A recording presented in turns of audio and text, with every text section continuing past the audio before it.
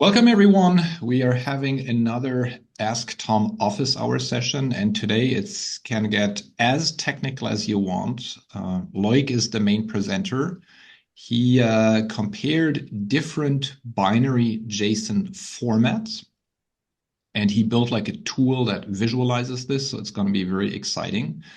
And on the call, we also have Julian Donchev, who is product manager for JSON.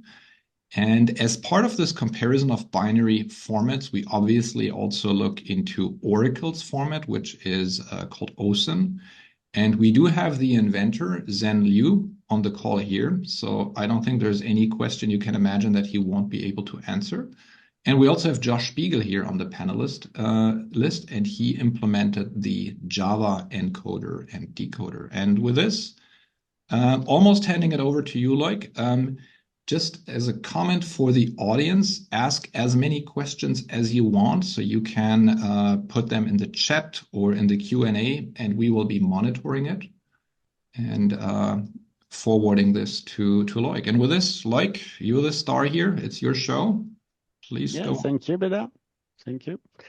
All right, so let's go with this very exciting topic. So I would like you to enjoy it as much as I did to prepare it. So here is the agenda. We will go first through a very brief history of JSON and what it is and why we are doing binary with it, binary encoding meaning. We will review some of the most famous implementation of binary formats like BSON, what I call BJSON, with double quotes because there is no name actually for MySQL. So it stands for simply binary JSON. The very popular JSONB of PostgreSQL and OSON, as you mentioned earlier, Bida. Then some comparison demos. And finally, we will end up with best practices according to which format, what are by design, the thing that you need to think about when using this format or the other. And then some, well, not just Jackson OSON, but some of the features of what is coming with 2023. All right, so very brief history of JSON. And it's all started even before I was born, actually. So in the 60s, 70s, what we call the pre-relational era, there were already hierarchical data, and IBM with IMS was one of the famous vendor for such systems. And then Edgar F. Code so gave us some legacy around the relational model and the SQL language around it. And it brings us quickly to the 80s and 90s, where this is the real start of the relational era. So relational database management system become popular. And well, some famous people on social networks tend to say that hierarchical data problems were solved with relational model. But anyway, let's move on to December, so 1999, where the JavaScript standard and including the JSON premise was born. And fast forward 10 years later, we had this very first implementation of the binary format BSON by MongoDB with its very first release. Next, September 2012, we had Postgres 9th version released with the JSON in the text format. October, so something to have in mind for JavaScript, ECMA 404 standard was born, first edition.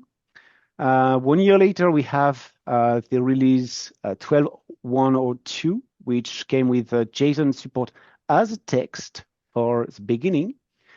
Some months later, we had the JSONB finally reaching a PostgreSQL 9.4 version. August 2015, this is the turn of MySQL. So coming with a JSON binary format in the InnoDB engine.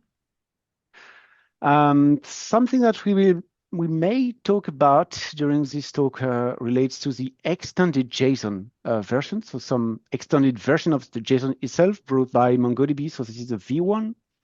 And then in this very same year, so the month after, we released the 12.2 release of the Oracle database, which included already the OSON binary JSON format specifically for columnar processing of JSON text. And then the very same year, so the extended JSON format v2, still from MongoDB, December of the same year, it's a very rich year. ECMA 404 standard second edition. August 2020, we released the autonomous JSON database, which means that even if that's a 19C version, it includes some advanced features backport from different versions, so 21C, for example, and it includes the OSON binary format stored inside blb columns. Next, 1 year later, we have the release of the 21C, so the innovation release, which includes a new JSON data type, which is basically a binary OSON with a very fine way to declare the column, so just a JSON data type. February of the next year, we release as well the Oracle Database API for MongoDB on autonomous JSON database. In the same year, in June, MongoDB Atlas was released, so that is a cloud service from MongoDB. And in April 2023, so last year, we released a free developer version of the 23C, so it's the very next release that is coming, probably this year, yes. And it contains a famous JSON relational utility view. So that's an incredible feature that will land very, very soon. September the same year, the 23C was finally released, the 23.3 released in the cloud on base DB systems. And this year, we are expecting the long-term support release generally available on premises. So fast forward, you see that, well, the database world, the data world, and especially the JSON world is moving a lot and very fast since some years.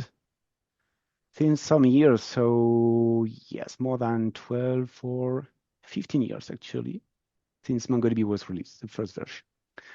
So now in order to continue to move on to present you some of the things I wanted to show you, I will just introduce you some tool I build so that you get better understanding actually of what we can do with JSON and what lies behind binary JSON. So first things first, let me introduce you this tool, which well, I built it for myself in order to understand binary format, but actually it was very interesting to show how it works for anyone. So the tool is built with Java programming language, and it is using behind the scene 4 databases, so the latest release for each of them. And at the very beginning, I will present you what does it mean, what we can do with that. So I will just cut the cam maybe just for bandwidth and performance of my laptop. But I'm still here, yes. Can you hear me? Yes. Yes, okay, thanks. Yep. So basically, a JSON document is just a tree structure of some object, of some representation of data. So the tree is important because it drives everything. And here you see some very simple document that I built for as a first example, where you will see that it is embedded between brackets, and inside it you have fields in purple, and on the right you have values. So it's just basically, so anyone should know already what a JSON document is, but maybe some just reminder, but the JSON standard itself is important here. On the right, you have the different values that a key value pair can have. And so it can have several things like null values, Boolean true or false value. It can have strings of value. It can have integer numbers, float numbers. It can have arrays of scalar. It can have objects as well with embedded fields inside it. And of course, I didn't put that example, but there are others coming. You can have arrays of objects, and you can embed pretty much everything inside it. So basically a tree structure, very, very helpful for hierarchical data, of course. Now, what is displayed in the tools, don't focus too much on the title bar for now, but just look at the different element here. So essentially, the document here is a UTF-8 text document because JSON standard is UTF-8 by design. And you see here that's the size of the document. So if I add a space, well, you see that it is increasing by 1 byte. Now, just on the right, you have the no space. So no space, what is that? Well, I can do a special copy of my document that I did already, and I can just paste it without any space or carry edge return. And that is a no space size, as you can see, right? So no space size is useful in order to just have a comparison. So you remove all the white spaces, basically. Yes, just removing. Printed, but yes, of course, right. Yeah, all of them. It can be helpful for SQL inserts as well. But here you see there's a difference in terms of size, and most importantly, you see what is the metadata size, meaning all of the purple parts. So the size of the text of the fields themselves, and how much do they consume in terms of space? So pretty much almost. For the versus no space, yes, 90%. Next, you see at the bottom the SQL 2016 JSON path, which is basically where when I click inside the document, I can get very easily the JSON path itself. So it means that is a root, and then I go to the field null, and then if I want the value, I can have the value. Null there is no trailing function, but here there is a 1 because that's a Boolean value. Well, essentially, you know everything. And I built some interesting graph embedded at the bottom so that you can see, well, a graphical representation of the size, because the size will be important in the following demos, right? So if I have, let's say 1 billion of documents, already the purple size of text if all of the documents from a collection are the same, the text for the metadata in purple already takes maybe, close to 75 gigabytes over almost 200 gigabytes of data for the whole document. So that's maybe important. All right, so let's go now with the very first formats. So MongoDB, they have invented the BSON format. There is a specification, which is version 1.1.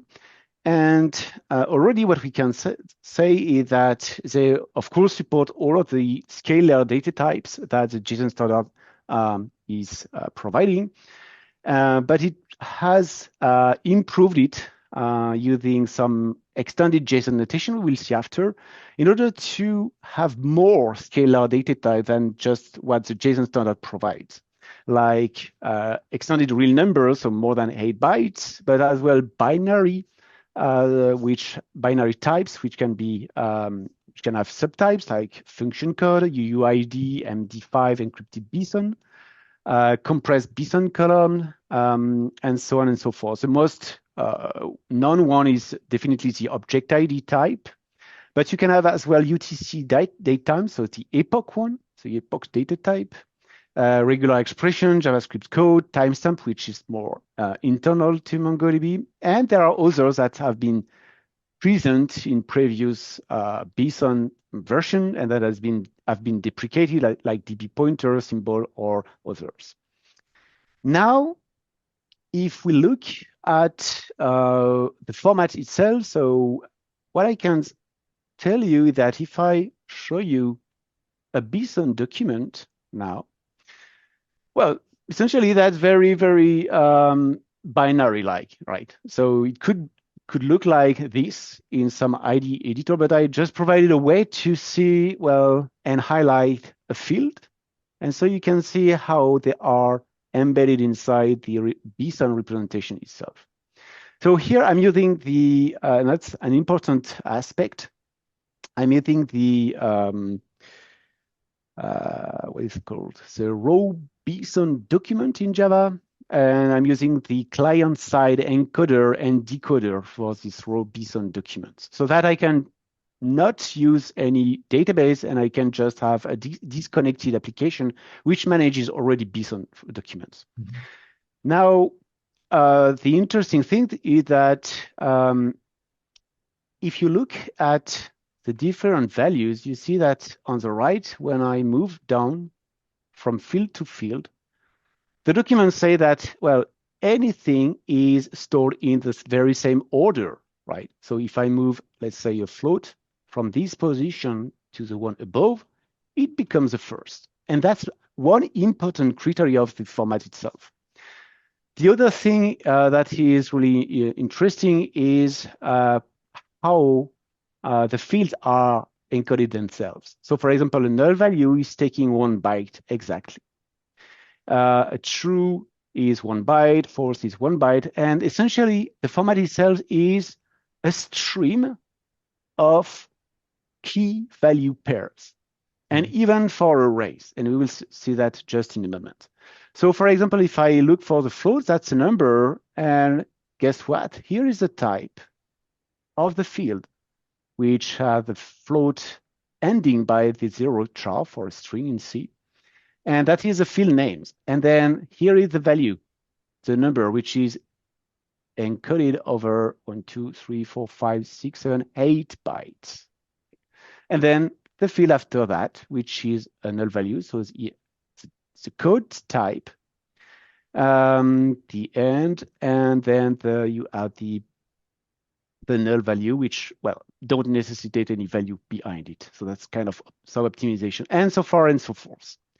One specific aspect of it, so for the array, you see here, you have some element for the field number 0, which has a field name as well, right? So there is a number 0 for the element, the first element, and so far and so forth. So 1, 2, so it's almost like the array is an object and the position is the field name here, right? Yeah, this is a key value pair. It's the same data as well underneath, yeah. Yeah, exactly. Yeah. And so, yeah, what you can see very quickly with a very small document is that it's smaller, actually. So we can see here, it's smaller than the text representation already, even if that's a small document. And so it is summarized by this. So even if you read it through, well, the YouTube video, you will know later on. So the important aspect is that is a stream of key value pairs. Even for the array elements, there is a client-side encoding and decoding, which is available for a bunch of languages, programming languages. And we will see later on about the partial update. But this is, you have to know this. It is only supported in memory, right? There is a WiredTiger, which is basically the storage engine now, the most famous one, most used. And WiredTiger will see that it prevents partial updates occurring during checkpoints. So on the storage side, but let's not go too far already. The very next format is, well, for the very same thing, it is the one from MySQL. And you can see already that it's very, very different. So if we go and drill down through the different field and values, we are not exactly positioning the data at the same place. If we look at the null values, you see on the right for MySQL, we have 2 bytes for the null value instead of just 1 for BSON, so for MongoDB. And for the true and false, that's the same story. For the string fields, you see that, well, there is like a block of all the field names, but not all, because you see that for this object, the object, the level and the type is, well, beneath it. So in fact, this is per hierarchy level that you have all of the fields, and just in front of the fields themselves, you have some, well, some binary value, but that's typically pointers and descriptors of, let's say, the null field here is 4 bytes. So at some point in time, you have 4 bytes. And if the array is 5 bytes length, 5, you have 5 here.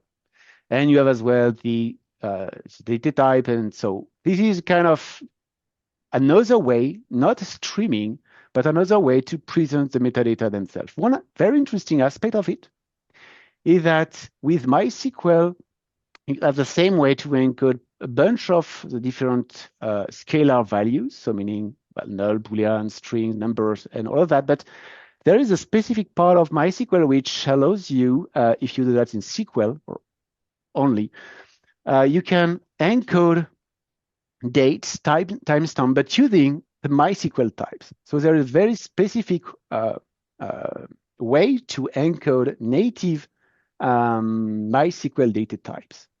And this is thanks because, well, as for MongoDB, we used a byte actually to encode the type of a field.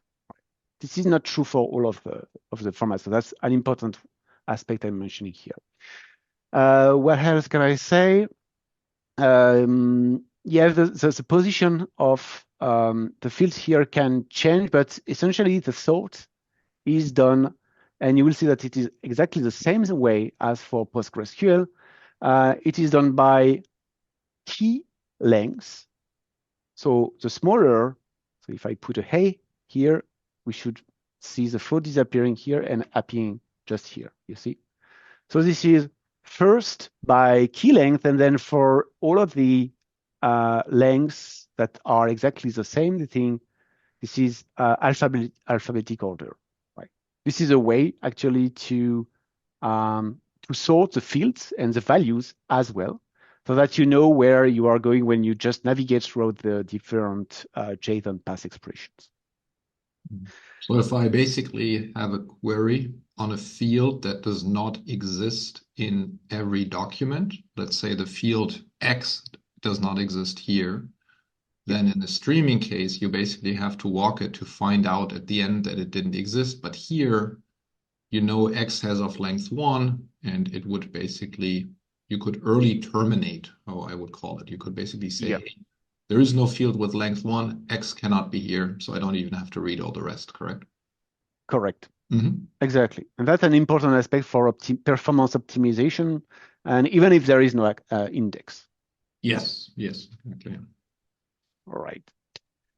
So just as a summary here for MySQL, well, just information that I put that here. The fact that there is a table of pointers allows as well to do very fast binary search, as you just mentioned. That's a technical term. And then there is a more specific aspect of it, but it comes just with very large documents, or when you are near some threshold, because for MySQL you have some the encoding it's trying to have what we call a small document, so that's a 0 element here, but it could be large documents. So the difference between small and large documents is that everything in terms of types of data, in terms of pointers, address, and so on, is either encoded on over 16 bits or 32 bits. And when you're close to the threshold, so 16 bits can encode up to 64 kilobits, sorry, just discovering that unit. But the real trick is that I try first to encode small document, and it can happen at different hierarchy level as well. So I try with 16 bits, and if, well, it appears that the document or the subdocument is larger, then I just get rid of everything and I just re-encode everything, but using 32 bits pointers. So when you are close to the 64 kilobyte size, things can occur like, okay, re-encoding, and so it means slowing down. Let's go with now JSONB.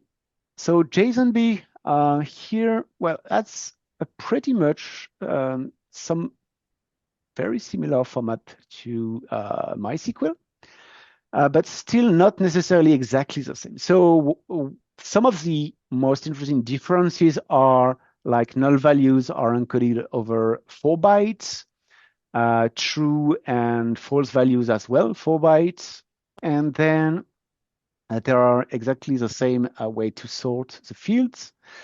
You have the table of pointers, and you have the encoding types. And so just mentioning that because it has very important implications behind it, the fact that For BSON and for MySQL, we use a byte actually to encode the data type. So even if there are very small number of data types in the JSON standard, so for JSONB, we have only 3 bits. And so these 3 bits allows only 8 values, which are already taken by numbers, by the null value, by true, by false, by object and arrays. That's the same thing. And maybe I forgot some other, but well, the slide is just summarizing that again. So 3 bits only. So it means that in terms of evolution of this format itself, we are, well, not necessarily very well positioned, I would say.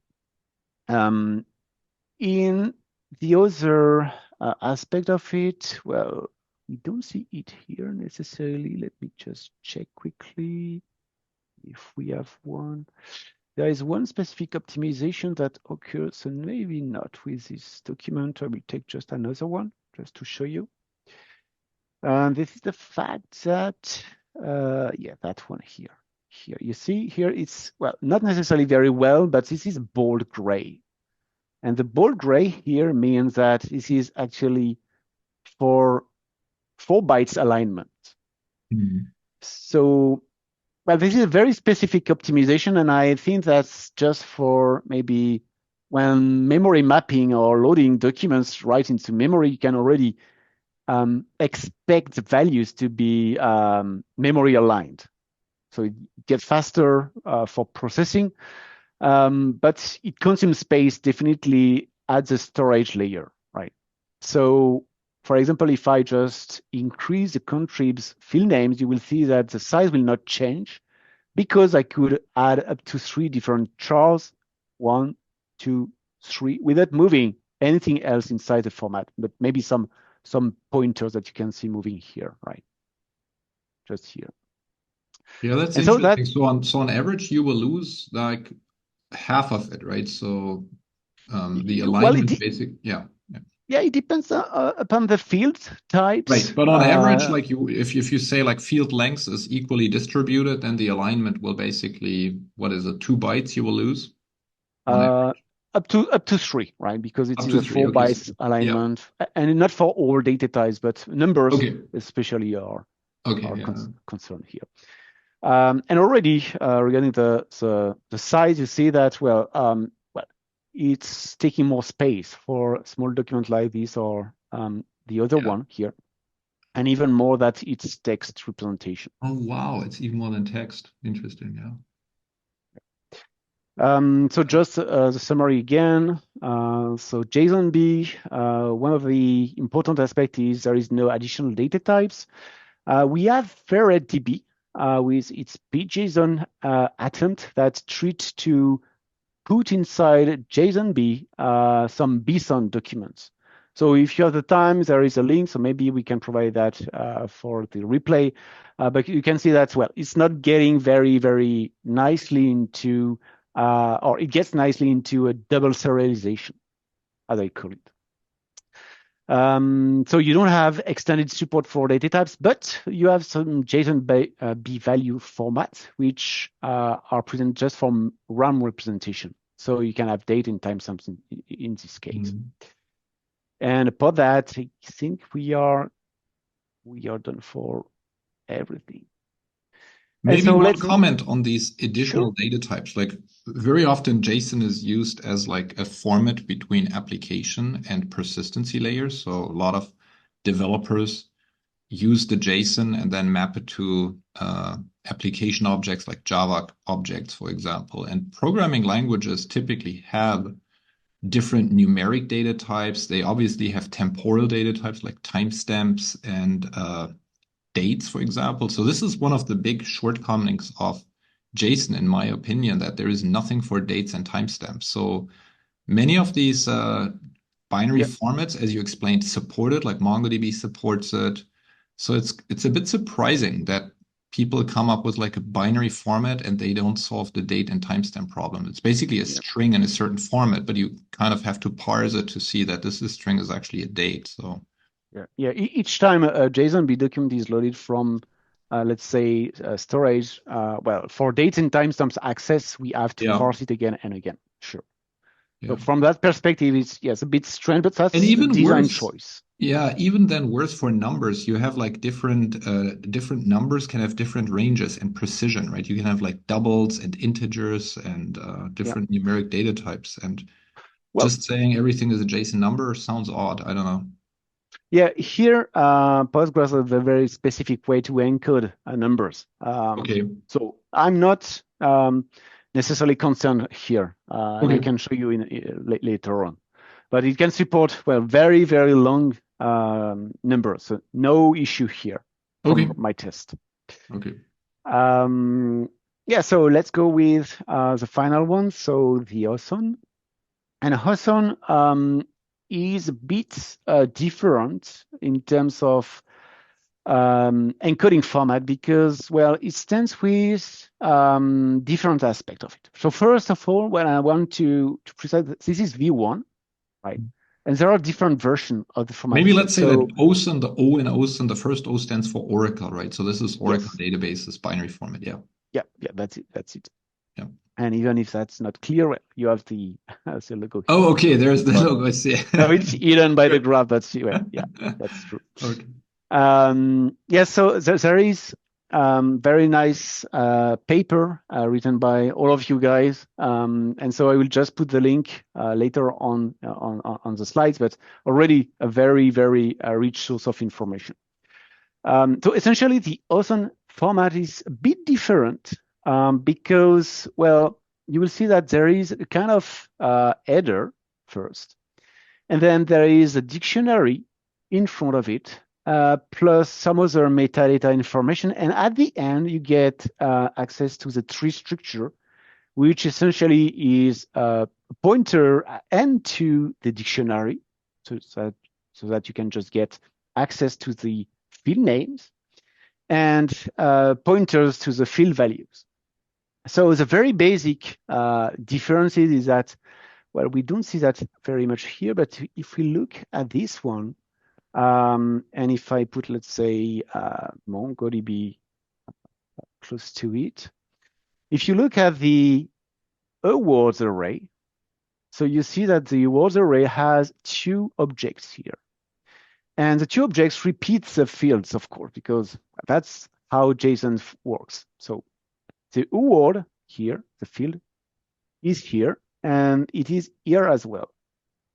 And you see that when I select different fields inside the array, on the right, the field is always the same because this is a dictionary. So you don't need to put it twice. You just need to have it once, and then you have pointers to the different fields inside the dictionary without repeating it. So that's one of the important aspects of the design of OSON, is not repeating field names inside the whole document. So here is the small document, but in the case of very large ones, having this is really, really helpful in terms of reducing the data.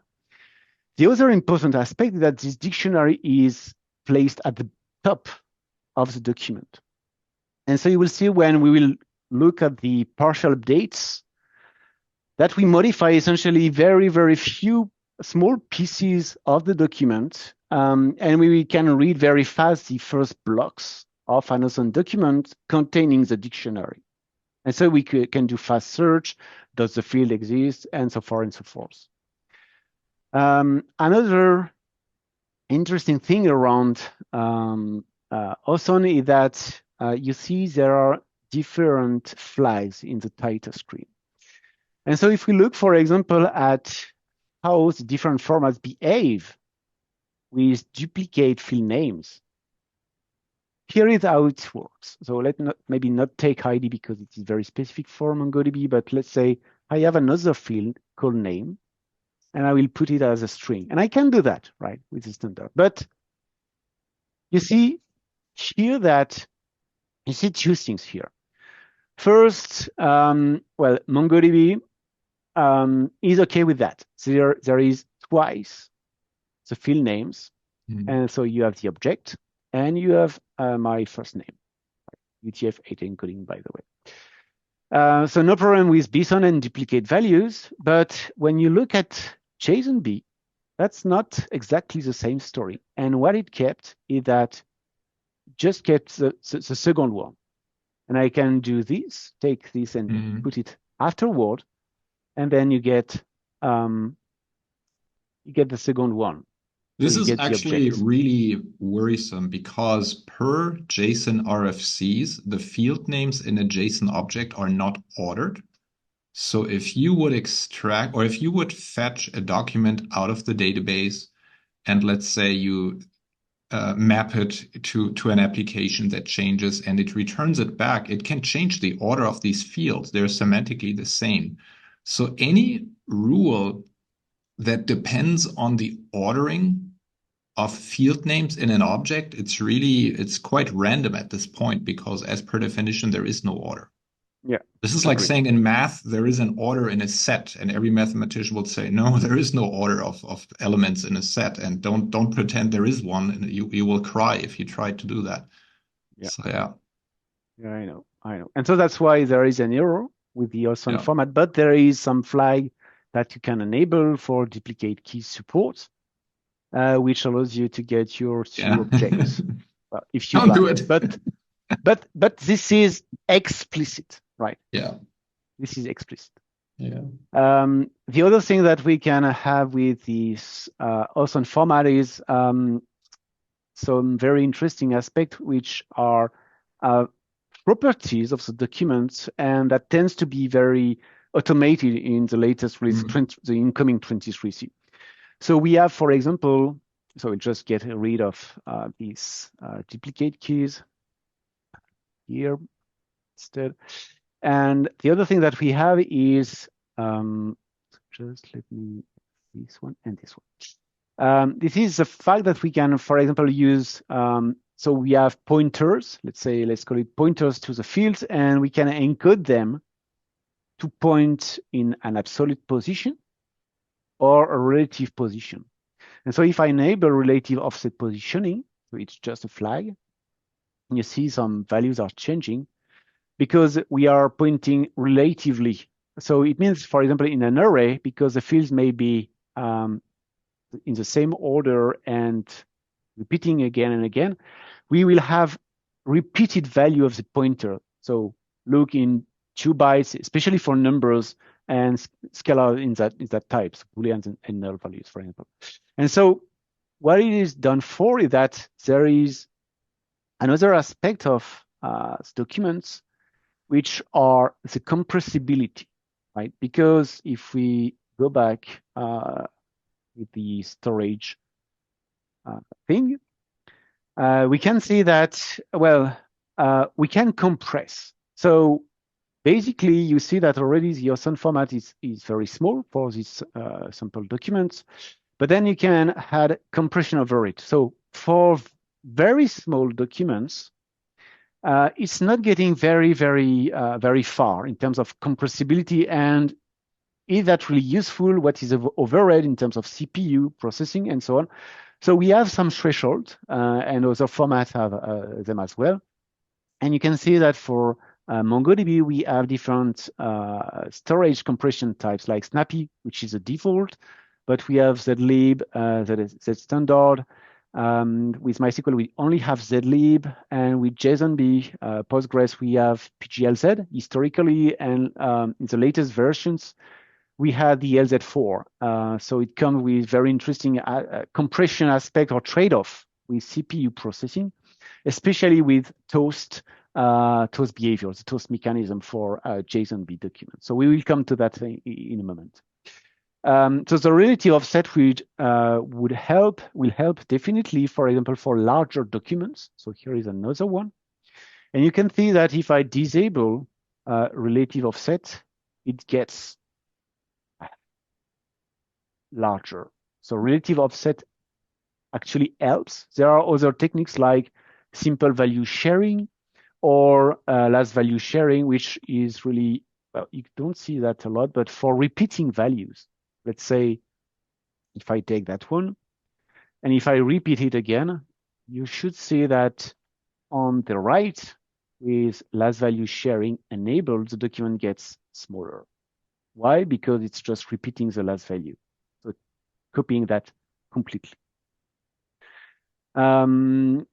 Yeah, so for compression, we can maybe go to a larger document to see actually how it behaves, to get some ideas of the compressibility of the format. So here I'm loading a 1 megabyte text document, which is actually encoded close to 1 megabyte, maybe a bit less here for OSON. But if you look at the different compression and with relative offset encoding enabled, you see that the size are varying a lot, right? And so one of the best ones was a very, very good surprise, BSON Z standard. And after we have, well, the advanced compression for the JSON documents, which we have medium here, close to the most efficient one. So that's medium, that's the compression level that we advise for OSON data.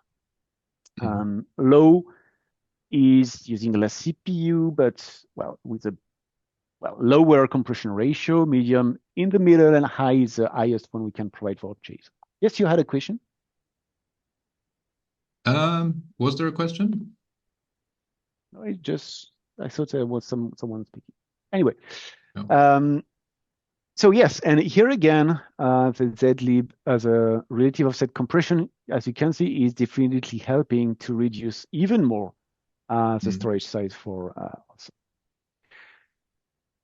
All right, so let's go back to the slides just to make. This is actually one aspect on compression. It's good that you pointed out, and we see quite a large number of customers that have the use case where they have, let's say, hot data for a while, but then often for legal reasons, especially if these are customers in the financial industry, they have to maintain these trade records, for example, or account information.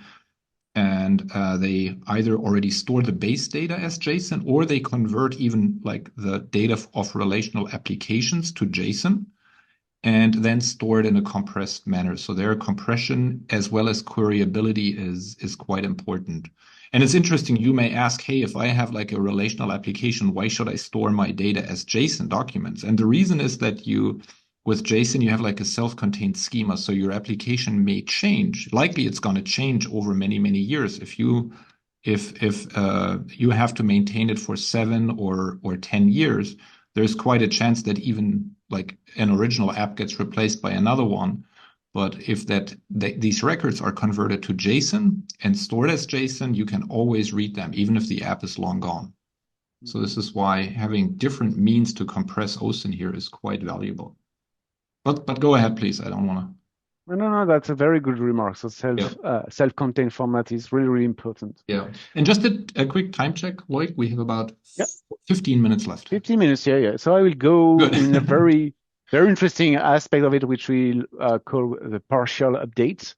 But I think you get it, right? We can encode date, timestamp with time zone inside the OSON format, interval, day, second, year to months, object IDs, which is really helpful for MongoDB API, and so far and so forth. One thing that we will focus on right now is related to partial updates. So I have as well a very quick checkpoint for you guys. So it's just a slide summarizing the support of scalar values, the encoding in different formats, and the thing that you actually cannot do as well.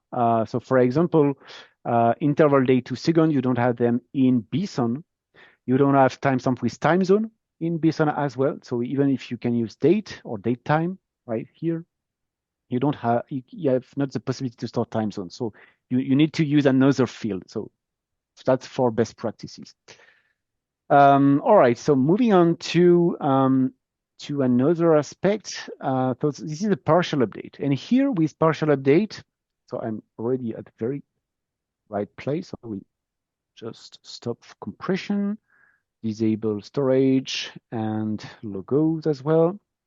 And here is the thing I wanted to highlight as well. So here, what I will do is I will enter in some update mode, right? So I just go with that, and you see there is a red square here. So what I did is I took a kind of snapshot of the initial document and their binary representation. And what I can do now is I can modify any type, any fields, any values, and you will see what happens at the bottom. So here, let's say the version is evolving and having this number more.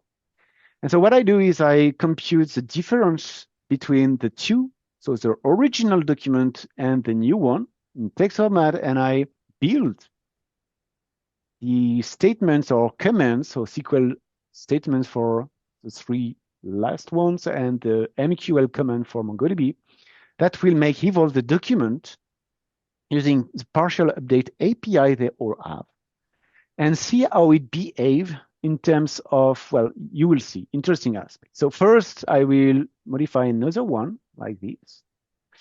And we see already strange thing occurring. So at the bottom, you see that, for example, MongoDB allows me in one command to update the document with ID1 with these different values directly, one command. For MySQL, we have the same approach with the JSON set operators, with another way to mention the the JSON pass expression. And we have some way to use the JSONB set, so 3 times, because JSONB set supports only one change per call. And then on the right, we have with Oracle the JSON transform operator with the replaced statements. But I could as well delete some other values here. Let's say I can remove that one. That's a very big document, so that's why it's evolving that way. And here I just break everything. But anyway, we will see that in a moment. Let's go, maybe come back for just for highlighting, so just for the eyes. Okay, so let's just do this in this way. And then what I will do is just, I will commit it. And what we will see is that the 4 databases behind the thing will be updated, and we can see already interesting things. So maybe you didn't saw that already, but we have gone into V2. So V2 means we send a document, a binary format. We updated it with this command, and then the database behind the scene modified the OSON documents in terms of version in order to allow for partial updates. So what does it mean is that if we look closely at, so I just scroll down, or even better, we should be able to do this, yes, all right. So in fact, when I click on the field value here, you see that we are going far to the bottom of the documents. And the reason is because of the partial update we did, well, we have an extended segment that has been appended to the document with the 3 new values, here, here, and here. And so this is very different from the other formats because the others have been updated completely, right? Because the values have been modified, but at the storage level, it's not happening in the same way. So let's look again at what happens, but this time, let's look at the storage level. And so I will do some same change here, like this or like this, removing everything and just committing again. And then it takes a bit more time because here I need to issue checkpoints and look inside directly the database files in order to see how the storage layer evolves following partial updates. And that's where it gets very interesting. And storage also means like redo logs, undo logs, replication, right? So it is not only that you say, hey, I have to write more disk. It's actually more involved because you may, I don't know, roll back a change, etc. Okay. So I broke everything. I will restart the tool so it's not completely stable, as you can imagine. Well, it's a cool tool, by the way. Terminate, and yes, I will just start it again, a fresh start. And so we'll focus on maybe a smaller example than this one because, well, 1 megabyte is really, really, well, Yeah. can get complicated. So let's go back with another example here. Smaller, but still interesting because you see we are having those values. We are having several blocks. So we'll see some things occurring like the inlining for documents. So let's modify again some fields like this one. So here just string fields, but it's that way. And let's go with the commit one. So, and look at the physical representation. Right? It says from 0. Okay, so now it's not working. And I think I need to know because, well, I modified something. So let's do this. And yeah, do it again. Oh, we have it. All right. So what we can see here, oh, sorry for the interruption. I think this is a bug I know now.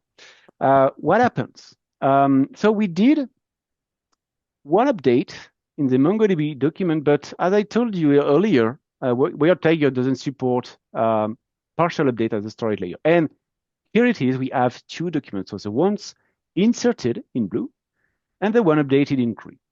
So 2 times the data over the storage for MongoDB. You need to use a compact command, so some kind of vacuum, but for MongoDB collection, right? To get rid of the first one. For MySQL, what you can see is a really efficient usage of the storage because it gets updated right away. So we overwrite the inserted document with the updated one. It can use several optimization for partial update for numbers, for example, for field that takes the same or less size, actually. For Oracle, let's just zoom a bit if I can. So you see that for Oracle, we have the row and we have no more inlined documents. So we are using other techniques for storing, like similar to large objects, kind of. But we see that here we are updating partially with several places, but not everywhere. So it's these narrow green lines, right? Yeah, this is the updated parts. Yes. Yeah, the updated parts of the JSON representation. And you see that we have the extended segment here, probably the dictionary here, and some field that we just flagged as no more used here. So that is very minimal compared, right? To the other ones. I think we need to compare like these green lines, which are almost invisible on this screen, with like these big green boxes on top to really gauge how much more efficient OSON is in updates, right? Yeah, exactly. Almost invisible here, right? And that's even more if you compare it to, and that's another best practice to have in mind, to the fact that PostgreSQL actually, when you update, you get one dead tuple. So if you update 2 times, you get 2 dead tuples here, and that's why you get a very, very large toasted storage area being used. So vacuum will help definitely, but it means it consumes disk space. And if you do that update, I would say naively, well, you can end up with things like this. So that's why there is a not naive aspect. So if we do that, and then with the lib, it should help. So if we go back like this and that, we end up with just one statement, which should help. So we are embedding JSONB set calls. And in that way, we reduce the number of dead tuples. Okay. All right, so let's go back to the slides. A quick check. Just a reminder about the fact that we have client-side encoder and decoder for OSON and MongoDB as well. So if you don't have it, it means that, well, the database is responsible for encoding and decoding all the time. And it means that you have to move UTF-8 text over the wire when you insert or sometimes when you update. And contrarily, if you allow for encoding and decoding at the application layer, it means that, that you can move around over the network very efficient binary format encoding.